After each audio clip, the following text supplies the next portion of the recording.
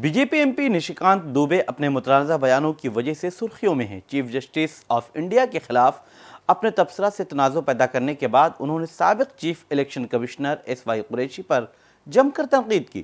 انہوں نے کہا کہ S Y Qureshi election commissioner نہیں، مسلم کمشنر تھے۔ نشیکانت دوبے کے اس بیان پر اب ایس وائی قریشی نے پلٹوار کیا ہے۔ انہوں نے طنز کرتے ہوئے کہا کہ سور یعنی خنزیر سے کبھی کشتی نہیں لڑنی چاہیے۔